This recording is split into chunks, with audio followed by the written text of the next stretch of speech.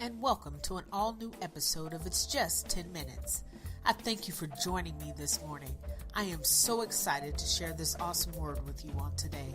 So grab that cup of coffee, pull up a chair, text your friends to tune in, and give me 10 minutes to change your life.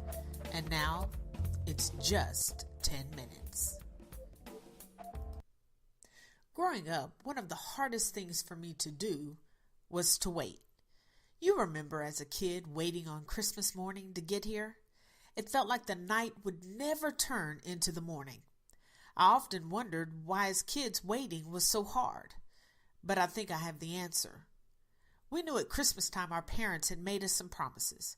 We'd given them a list of things that we wanted, and they in turn promised to consider the list and get some of the things on the list.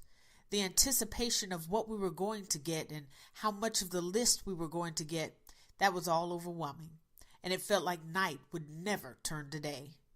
And just as we didn't like to wait as kids, we like it even less as adults. In the world in which we live, waiting has almost become extinct. We don't like to wait on anything. We especially don't like waiting on God. Whenever God makes us a promise, there's a gap, a space in time in between when he makes the promise and when he performs what he promised. That gap, that space, it's called the wait. So what do we do with this gap, with the space in between? How do we handle the wait? I've had to ask myself this question because I find myself in the middle of the wait. I've discovered that there are some principles that can help us make the most of this waiting time. Principle number 1, it's okay. Admit it. Waiting is frustrating. I told you a minute ago that in the day in which we live, no one likes to wait. They do not call us the microwave generation just for giggles. We want what we want, when we want it, and we want it now. And there is no greater frustration than knowing that God has made you a promise. And as you look around and months and even years go by, and there's no fruition of said promise. But it's okay. It's okay to be frustrated. That's a normal human response. But where frustration goes wrong is when we allow that frustration to take the focus off of our faith. Anytime we are waiting on God to do what he said he would do, we must stay focused on our faith. Earlier, I told you that I am right now in the middle of that space called wait. And yes, I will openly admit that for months I have been frustrated because I have not seen what I heard. And I will further admit that there's been a time or 2 or 3 or 50 that in my frustration I've questioned whether God said what he said or promised what he promised. I became entangled in my frustration and took my eyes off of my faith. In doing so, I played right into the hands of the enemy. For the enemy knows that he cannot stop God's plan and promise for our lives. So he takes this time, this waiting time, and he uses it to frustrate us, causing us to doubt the promise. And eventually, his ultimate goal is to frustrate us enough that we will walk away, that we will throw up our hands and give up. I almost gave up. I was this close. But my mentor, she told me to hold on. And I'm telling you out there today, hold on to your faith. Don't lose your hope. Because yes, waiting can be frustrating. But please, and here's principle number 2, please do not attempt to help God out. God does not need, nor does he require your help to bring his word to pass. Don't do it. Anytime we interfere with God's business, we do more harm than good. For he told us in Isaiah 55 and verse 8 through 9 that our ways weren't his ways, our thoughts were not his thoughts. So if we can't fathom his ways or his thoughts, How could we presume to know how to aid or assist him in the performance of a promise that he made to us? We can't. So don't even try it. I know. I've been there. In my times of frustration while waiting, I have attempted to give God a hand. But when we attempt to help God, what we do in a sense is we become a manufacturer of blessings. We attempt to mold and shape the promise to what we think it should be. And then our frustration, it gives way to disappointment when the actual performance of the promise looks nothing like we thought it should.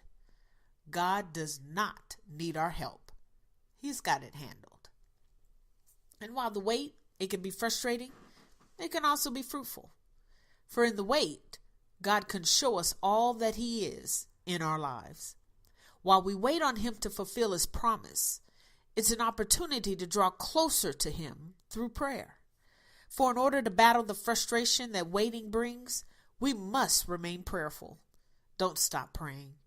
Prayer is how we express those frustrations, our pain, our discouragement. And in return, we can receive instruction and guidance and support. And that all-important part, peace. It's okay. God wants to hear from you. He doesn't mind when you vent your frustration. That does not even bother him. In fact, that's exactly what he wants. He wants you to bring him your cares and your concerns. For these past few months, even though I have the best mentors and confidants, the only place that I could take those cares and concerns was to God. For in the wait, our prayer lives, they mature and they grow. And after a while, they become habit and not just for special occasions. We also learn how to keep serving while we wait. Waiting is not a passive activity. Waiting does not mean that we are just sitting around holding our hands until God makes good on his word. No, while you are waiting, keep serving. Stay connected to your local church and faith community. Don't run from those things, for it's there that you find your strength in the fellowship of the fellow saints. Serve with gladness. Keep your praise.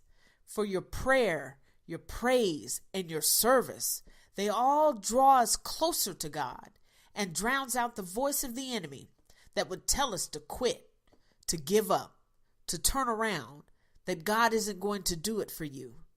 But instead, those things amplify the voice of God that tells us, I have not changed my mind concerning you. And that's the good news. God will not change his mind concerning you. It doesn't matter how long the wait is. He is still going to do whatever he promised you. I am so grateful for the one that reminded me of this fact before I decided to give up and turn around. These past few months, I felt like I was that little girl waiting on Christmas morning. It has felt like the morning would never come, that it would remain night forever. But as others encouraged me, I'm encouraging you on today that no matter how frustrated, no matter how discouraged you are, hold on. For God still loves you. He still cares for you. He has not changed his mind concerning you, and he's still coming to see about you. Yes, you may be like the woman with the issue of blood, been waiting for 12 years. You may have been just waiting for 12 minutes. But I encourage you on today to hold on.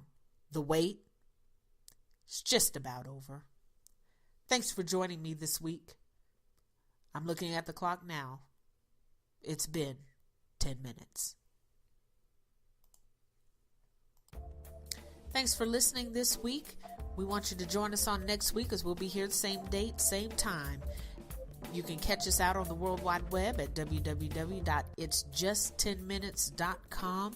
You can also catch this podcast at Spreaker.com. You can also catch us on Podomatic and on YouTube. Thank you so very much for listening. We really appreciate it. Hey, you've got nothing to lose. You know why? It's just 10 minutes.